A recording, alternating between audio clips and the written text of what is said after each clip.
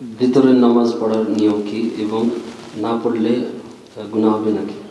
বেতরের সালাত সুন্নাতে মুআক্কাদা অধিকাংশ আইম্মায়ে কেরামদের নিকটে, ইমাম শাফি, মালিক, আহমদ, সমস্ত আহলে হাদিস সালাফি ওলামারা বলছেন সুন্নাতে মুআক্কাদা এবং ফরজ আর ওয়াজিবে যেহেতু পার্থক্য নেই অধিকাংশ আইম্মায়ে কেরামদের নিকটে, সেই জন্য সেটি সুন্নাতে মুআক্কাদা, আর এটাই বেশি শক্তিশালী মত।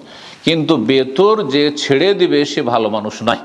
ইমাম আহমদ রাহিমাহুল্লাহ থেকে বর্ণিত রয়েছে যে কেউ যদি বেতর না পড়ে নিয়মিত বেতর ছাড়ে ফাইন্নাহু রাজুলু সু, সে হচ্ছে মন্দ মানুষ, ফাসিক মানুষ, গুনাহগার মানুষ,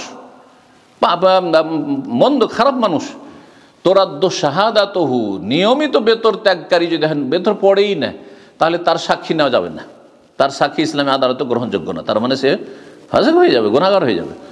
তো বেতর অবশ্যই আদায়। আউতেরুই আহলাল কোরআন, নবী সাল্লাল্লাহু আলাইহি ওয়াসাল্লাম বলছেন, হে কোরআনের অনুসারীরা, মুসলিমরা, তোমরা বেতর অবশ্যই পড়ো। ফাইন্নাল বিতর, আল্লাহ বেজোড় এবং বেজোড় বেতর সালাতকে সবচেয়ে বেশি আল্লাহ ভালোবাসেন ফরজের পরে। ফরজ সবচেয়ে উত্তম নামাজ হচ্ছে বেতরের নামাজ। বাকি একটি মজহাবে শুধু বেতর ওয়াজিব, এই জন্য যে তাদের কাছে ফরজ আর ওয়াজিবে পার্থক্য রয়েছে, তারা ওয়াজিব বলেছেন। কিন্তু সমস্ত হাদিসগুলি প্রমাণ করে আল বিতর লাইসা বিহাতমিন, নবী সাল্লাল্লাহু আলাইহি ওয়াসাল্লাম একটি হাদিসে বেতর হাতমি নয়, মানে ওয়াজিব ফরজ নয়, হ্যাঁ, বরং এটি সুন্নত। জি। আর হাদিসে আল বিতর হাক্কুন ওয়াজিবুন, মানে সাবেতুন, হাক্কুন মানে একজন মুসলিমের ওপর বেতর হচ্ছে হক, আল্লাহর হক, এবং সেটি হচ্ছে সুসাব্যস্ত।